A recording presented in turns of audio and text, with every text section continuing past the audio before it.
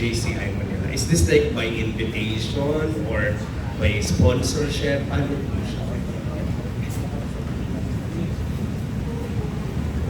Sir Albert, thank you for that question. So, I'm the Vice President for External Affairs, so I'll give to the internals. Joke lang.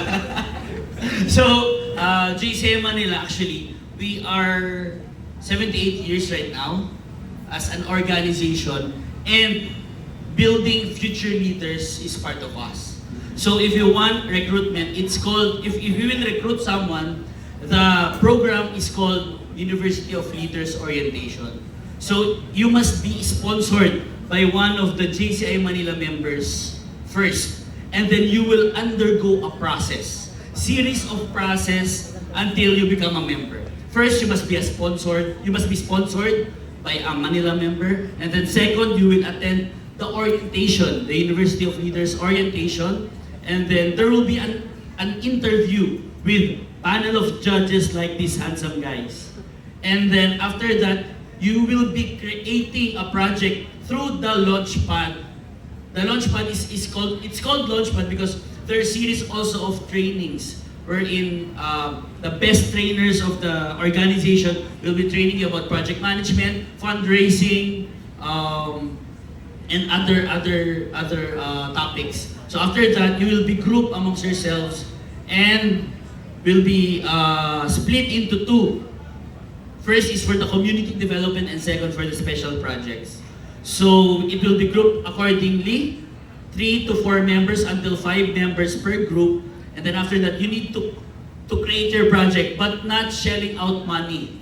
You need to have sponsors in your project. So after that, you will present it to the board first for presentation. Then you will do the project if approved, and then afterwards, once approved, once you finish your project, you will have it closed also and approved by the board. And you need to attend at least 5 general membership meetings. So in short, we really scrutinize the people who's coming in our chapter. Why? You ask me why, sir? Because we want to be the best chapter, not just for today, but for the future generations. Because leaders, I know, are not really born, they are made by these people, the mentors of JCI Manila. Sir Albert, thank you so much. He wants to join. May meron daw idadagdag si VP Deo. Doon na ako doon sa sinabi ni Gab na those who feel they are women. So doon na rin ako sasali sa iyo. Sa Waterloo. Di ba? Sa Yung ramdam nilang babae sila. Okay, last na lang, of course, apart from this launching awards, what else can we expect in terms of programs, projects for JCI? I think VP Deo can answer that. Siguro I'll be answering in behalf of the Vice President of Community Affairs. So, since we're celebrating our World Convention on Clark, World Congress this year, November 11, 15, everything that we've been doing now will leverage and create momentum leading towards our World Convention. So this year, on November, we'll be celebrating JCI World Convention at Clark. So we'll be having 6,000 delegates across different countries doing trainings, conventions, community aspects. So what you can expect for JCI Manila is to have more projects within the Metro Manila, have more communities. Right now, our goal is to, one of our flagship program actually is to build more classrooms or rehabilitate more classrooms. This is aligned with the government's direction for this year. Alongside that is that we have different programs that maybe some of your viewers and readers would want to partner. We have projects for the indigenous people. We have projects for peace projects, rebel returnees. We also have public health. We also create livelihood to different communities. So there's a lot of programs that JCI Manila has been doing for the community. So it's a site. It's more than just the leadership. It's more than just helping the community. It's more than just brotherhood. So it's everything that JCI Manila has to offer.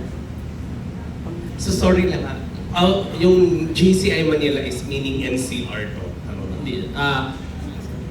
Well, JCI Manila, hindi siya NCR. The chapter itself is called JCI Manila. So, for example, yung kay RVP Gap, it's JCI Manila, Las Piñas, Water Lily. JCI Las Piñas. Water Lily. JCI Las Piñas, Water Lily. Manila City, Manila City.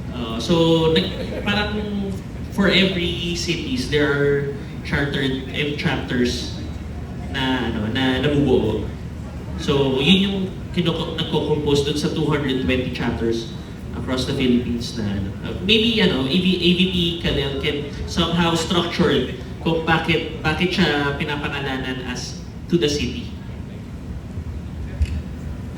Very simply, territorial kasi ang chapters, LOs. So the community can have their own JCI local organization. So in the case of Las Piñas Water Lily, we have Manilena here.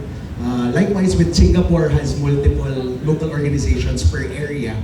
So para mas naintindihan nila yung needs ng community and ng local kasi taga doon sila. And last na lang with regards to partnership, ang ibig niyo pong sabihin doon is like you work with other organizations as well for community development projects, parang ganun. Like hindi siya yung parang exclusive GCI Manila event.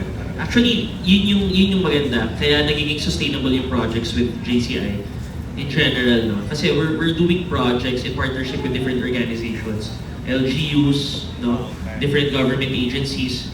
So, yung mga sinasabi kanina ng mga legacy projects, some of it is the Jimenez Ignacio Award. We're recognizing and giving awards dun sa mga notable tsaka mga selected uniform personnel natin. Isa yan. So, more than that, meron tayong partnership also with DOH, may mga public health tayo. So, if hindi siya national agencies, meron tayong mga partners din sa tsaka sponsors from different foundations. So, yun yung impact na kinecreate ng sustainability for JCI Manila. Kasi JCI Manila can't stand alone.